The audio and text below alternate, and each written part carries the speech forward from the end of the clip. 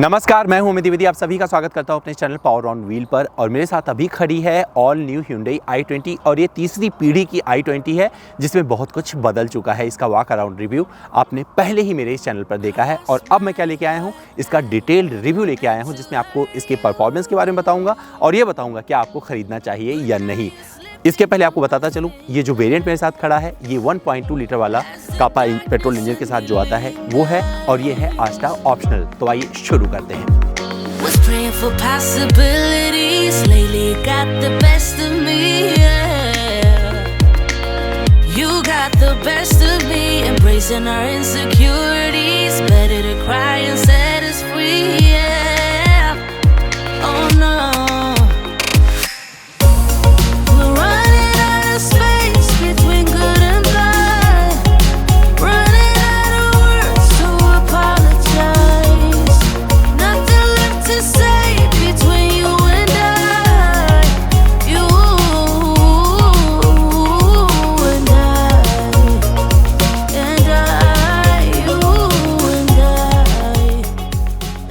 तो दोस्तों बात कर लेते हैं इसके डिज़ाइन की, क्योंकि ज़रूरी है जानना। एक बार मैं रिवाइंड करवा देता हूं आपको। तो यहाँ पर आपको पूरा जो हेडलैम्प मिलता है तो यहाँ पर i20 लिखा हुआ है। तो कई जगह पर आप इस गाड़ी में i20 लिखा हुआ मिलने वाला है और यहाँ पर LED DRL यहाँ तक चला जाता है। प्रोजेक्टर हेडलैम्प दिए गए हैं और हाइलोजन बल्ब के साथ दो चीज़ें इसमें और मिल जाती हैं। और जब आप नीचे आएंगे तो यहाँ फॉग लैंप हाउसिंग में आपको पियानो ब्लैक फिनिश मिलेगा और यहाँ जो फॉग लैंप दिया गया है ये भी प्रोजेक्टर है। और इसके बम्पर के ठीक नीचे आपको ये पियानो ब्लैक ट्रीटमेंट के साथ में एक बढ़िया फिनिशिंग मिल जाती है जो कि बहुत खूबसूरत लगती है। और जिसका ग्रिल दिया गया है ये भी 3D अंदाज में आपको अच्छा लगेगा और इसका भी फिनिशिंग जो है पियानो ब्लैक फिनिश वाला ही है। और जो लोगो रखा गया है Hyundai का बहुत अच्छे से इस पर फब रहा है और ये गाड़ी संपूर्ण तब होती है जब यहाँ पर नंबर प्लेट लग जाता है। तो अगर आप मुझसे पूछें कि डिज़ाइन कैसा लगा तो आपको मैं बता सकता हूँ कि ये बहुत साफ़ सुथरा अच्छा डिज़ाइन लगा जो कि पहचानने के लिए आपको किसी से पूछने की ज़रूरत नहीं है, आपकी आंखें बता देती हैं ये बहुत अच्छा है। साइड प्रोफाइल की बात करें तो बता दूँ इसमें बहुत सारी ऐसी चीज़ें हैं जो आपके लिए आंखों को बहुत अच्छी लगने वाली हैं। सबसे पहली नज़र जो पड़ेगी तो इस विंडो के चारों तरफ आपको जो क्रोम का इस्तेमाल मिलेगा ये बहुत अच्छा लगने वाला है और एक बहुत अच्छे अंदाज में उभर के सामने आया है। और यहाँ पर फ्यूल टैंक आपको देखना नहीं पड़ेगा, इसे भी एक डिज़ाइन के साथ में इसमें देने की कोशिश की गई है। तो अगर आपकी गाड़ी ऑन रहेगी तो ये यहीं से एक्सेस हो जाएगा और इसका जो कैपेसिटी है 37 लीटर का इसमें फ्यूल आ जाता है। और इसके ठीक नीचे जो आपको मिल जाएगा ये जो व्हील दिया गया है इसका साइज आपको 16 इंच का इसमें मिलता है। जो प्रोफाइल है 195/55R16 का है। तो इसमें दो ऑप्शन कंपनी ने दिए हैं। तो इसके पहले जो मैंने स्पोर्ट्स दिखाया था उसमें बता दूं उसमें स्टाइल्ड स्टील व्हील दिए गए थे जो कि थोड़े से अलग अंदाज में दिखते हैं और लगता है कि ये जो है एलॉय वाले हैं, लेकिन इसमें आपको ड्यूअल टोन एलॉय व्हील मिलता है और ये बहुत खूबसूरती के साथ यहाँ पर दिया गया है। साथ ही आपको यहाँ पर बॉडी प्रोटेक्टर नीचे मिलेगा, इस पर i20 लिखा हुआ है और पियानो ब्लैक फिनिश के साथ में आता है। और डोर हैंडल पर आपको क्रोम लिपटा हुआ मिल जाएगा इन दोनों इस पर। और जब अगर आपके पास चाबी है आप गाड़ी का अनलॉक करेंगे तो ये RVM अपने आप खुल जाएगा और जब लॉक करेंगे तो ये बंद हो जाएगा। और यहीं पर आपको मिल जाते हैं टर्न इंडिकेटर जो कि इसमें इंटीग्रेट किए हुए हैं। और इसमें जो और अच्छी चीज़ लगेगी और यहीं से दिख जाएगी वो है इसका शार्क फिन एंटीना। तो कुल मिलाकर लुभाने वाली चीज़ें इसके साइड में आपको मिल जाती हैं। अगर आप मुझसे पूछेंगे मुझे कैसा लगा तो मुझे ये इसलिए परफेक्ट लगा क्योंकि जो बदलाव चाहिए होता है वो Hyundai ने इस i20 में दे दिया है, जिसके वजह से ये एक अलग अंदाज में आपको पसंद आएगी। रियर डिज़ाइन की बात करें तो आपको बता दूं इसमें बहुत अच्छा ट्रीटमेंट मिलने वाला है। आपको पियानो फिनिश दिखेगा वो आपको पता चल जाता है शुरू से ही। तो ये एक स्पॉइलर यहाँ पर स्पोर्टी अंदाज में मिल जाता है जो कि इसको पूरा घेरता हुआ बीच में लोगों को रखता हुआ और उस जगह पर चला जाता है। और साथ ही जो टेल लैंप मिलता है ये जेट शेप्ड है और बहुत अच्छे से इसमें दिया गया है। इसमें i20 भी लिखा हुआ मिल जाएगा, यहाँ भी i20 लिखा हुआ है और ये आस्टा वेरिएंट है तो यहाँ पर भी आपको आस्टा लिखा हुआ मिल जाएगा। रियर वाइपर इसमें मिल जाता है और डिफॉगर इसमें दिया गया है जो कि इसी वेरिएंट में मिलता है। आपको बेस वेरिएंट में डिफॉगर नहीं मिलता है। साथ ही अगर आप नीचे जाएंगे और बम्पर के ठीक नीचे आपको ये ट्रीटमेंट मिलेगा पियानो ब्लैक फिनिश वाला और दो यहाँ पर आपको पार्किंग सेंसर मिल जाते हैं। साथ ही यहीं पर आपको मिल जाएगा रियर पार्किंग कैमरा। अब मैं आपको बूट एक्सेस करके दिखा देता हूँ, उसके पहले एक चीज़ दिखाता चलूँ। तो इसके जो टेल लैंप दिए गए हैं इसको जोड़ने का काम करता है एक क्रोम का पट्टी जो कि यहाँ से शुरू होकर वहाँ तक लास्ट तक चला जाता है। और अब एक्सेस कर लेते हैं इसके बूट को। तो अगर आपके पास चाबी है, तो इसमें एक बटन दिया गया है, अपने आप ही पूरा ओपन हो जाता है। और अगर खोलेंगे, देखिए मैंने बूट को पूरा अच्छे से भर के रखा हुआ है, तो 311 लीटर का बूट स्पेस इसमें मिलता है। तो अगर पहले से इसकी तुलना करेंगे तो 26 लीटर ज़्यादा बूट स्पेस अब इस i20 में मिल जाता है। और अगर इसकी सीट को आपकी ज़रूरत नहीं है कि अगर 2 ही लोग ट्रैवल कर रहे हैं, सामान रखना चाहते हैं, तो फोल्ड भी कर सकते हैं। इसके पहले वीडियो में फोल्ड करके दिखाया था, तो मुझे इसको लगता है दिखाने की ज़रूरत नहीं है। पार्सल ट्रे इस वेरिएंट में आपको मिल जाता है। और साथ ही इसमें जो स्पेयर व्हील मिलेगा वो आपको स्टील का मिलेगा, जो कि 15 इंच का है, तो इसी से आपको काम चलाना पड़ेगा। तो पीछे से जो चीज़ें आपको मिलती हैं ये बता जाती हैं कि ये i20 थोड़ी सी बदल गई है, और जो बदलाव हुए हैं ये बदलाव अच्छे हैं। रियर सीट आपको अच्छी लगी क्योंकि यहीं पर आपको रियर एसी वेंट मिल जाता है, और यहाँ मोबाइल होल्डर की व्यवस्था दे दी गई है, और अपना फ़ोन भी चार्जिंग पे लगा सकते हैं। साथ ही यहाँ पर आर्मरेस्ट दे दिया गया है, पहले ये सब नहीं मिलता था। और ये एडजस्टेबल हेडरेस्ट मिल जाते हैं, और पहले से ज़्यादा आपको जगह मिलती है लेग रूम में भी। अगर मेरे जैसा व्यक्ति कोई बैठेगा तो आराम से बैठकर लंबी दूरी की यात्रा कर सकता है। ग्लास एरिया आपको बड़ा बड़ा नज़र आने वाला है, इसमें सनरूफ दे दिया गया है। तो कुल मिलाकर इस i20 में बैठकर आप बोल उठेंगे, हाँ ये तीसरी पीढ़ी की i20 है। तो दोस्तों इसके फ्रंट सीट पर आ गया हूँ, और आपको बता सकता हूँ कि ये एक बहुत सारे फीचर्स से भरी गाड़ी है। और इसमें क्योंकि ये ऑप्शनल है, तो इसमें बहुत सारे अलग अंदाज वाले फीचर मिलते हैं। तो पहले समझा देता हूँ, इसके बाद दिखाता हूँ आपको। तो यहाँ से शुरू होके जब वहाँ तक जाता है तो एक फ्लो मिलता है, और एसी वेंट इसमें 4 निकल आते हैं और बहुत अच्छे से अपना काम करते हैं। इसके डैशबोर्ड की फीलिंग अच्छी मिलने वाली है। तो ये प्लास्टिक, लेकिन इस पर जो खुरदरापन मिलेगा वो हाथों में बड़ा अच्छा लगता है। 6 एयरबैग इसमें मिल जाते हैं, ये अच्छा लगेगा। और साथ ही इसमें अब सनरूफ आ गया है। तो इस i20 में बहुत सारे बज चल रहे थे कि क्या सनरूफ आएगा नहीं, तो इसमें सनरूफ दे दिया गया है, और सनरूफ पहचान बन चुकी है। तो 1 टच सनरूफ है, कर दीजिए और ये खुल जाएगा, आपका स्वागत कर लेगा, भैया मैं सनरूफ वाली i20 हूँ। बंद कर दीजिए, और यहीं पर आप पुश करेंगे तो अगर आपका चश्मा है ना, मेरे पास तो नहीं है आज, तो आप यहाँ पर रख सकते हैं। तो यहाँ पर ये होल्डर मिल जाएगा। साथ ही यहाँ पर आपको बड़ा कंपार्टमेंट मिल जाता है, सामान रख सकते हैं अपना काफ़ी कुछ। और मोबाइल अगर लगाना चाहते हैं तो यहाँ पर वायरलेस मोबाइल चार्जिंग की सुविधा दी गई है। अगर आपके पास वो वाला फ़ोन है जो वायरलेस के से चार्ज होता है, तो यहाँ पर वो काम कर जाएगा। साथ ही आप 2 मोबाइल कनेक्ट कर सकते हैं इस ब्लू लिंक से, क्योंकि इसमें ब्लू लिंक दिया गया है। और ब्लू लिंक के लिए यहीं पर आपको SOS, मतलब अगर कोई ज़रूरत चाहिए, आपको मदद चाहिए, तो यहाँ पे दबा के आप मदद ले सकते हैं। और ये ब्लू लिंक का यहाँ पर फीचर दे दिया गया है। तो 50 कनेक्टेड फीचर्स, मतलब ये कनेक्टेड कार है, तो घर बैठे आप बहुत सारी चीज़ें एक्टिवेट कर सकते हैं। तो इस पर कभी मैं बनाऊँगा अलग से एक वीडियो, अभी थोड़ा वक्त नहीं मिल रहा है इसलिए बना नहीं पा रहा हूँ, बट आपको बताऊँगा कि इसमें क्या क्या चीज़ें होती हैं, आप कैसे एक्सेस कर सकते हैं।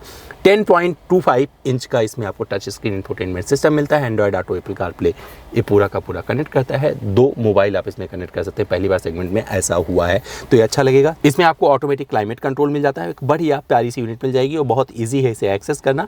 तो ये प्रीमियम अंदाज वाला मिलेगा। अमूमन मैंने देखा है बहुत सारी प्रीमियम कारों में ऐसा होता है, लेकिन इसमें दे दिया गया है, तो ये अच्छा लगेगा। और सारे बटन यहीं पर दे दिए गए हैं।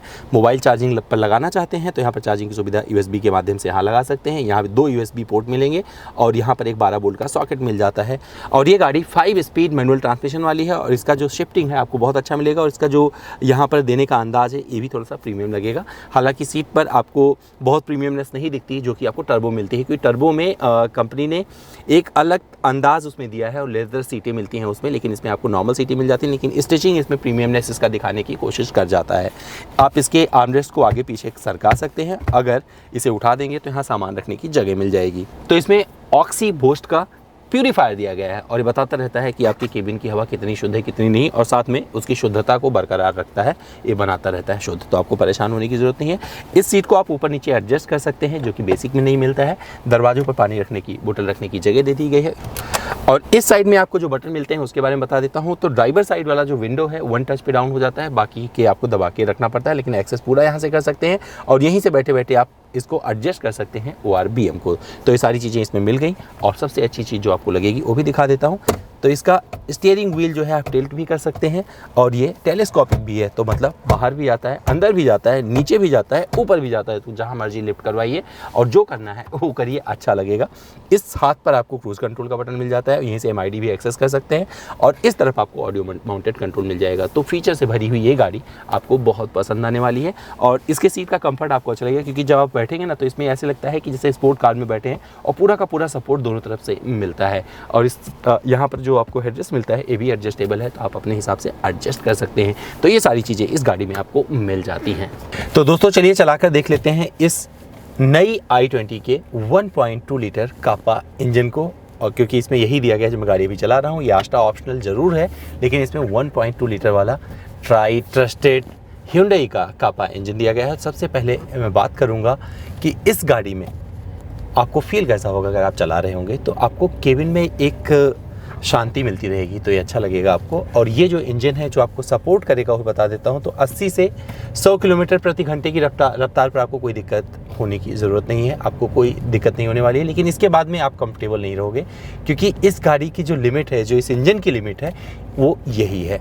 और आपको बता दो इसमें जो माइलेज मिलने वाला है, माइलेज तो निर्भर करता है आपकी ड्राइविंग स्टाइल पर, लेकिन अगर आप बहुत ज़्यादा अपना इंथुजियाज्म दिखाओगे, इसे ज़बरदस्ती कुछ करने की कोशिश करोगे, तो ये गाड़ी आपको किसी भी कीमत पर 11-12 से ज़्यादा का माइलेज नहीं देने वाली है। इस वजह से आप अपनी भावनाओं पर काबू रखना, तब इसे आगे बढ़ाना। सस्पेंशन की बात करूं तो आपको बताऊं, सस्पेंशन सेटअप बहुत अच्छा लगा मुझे।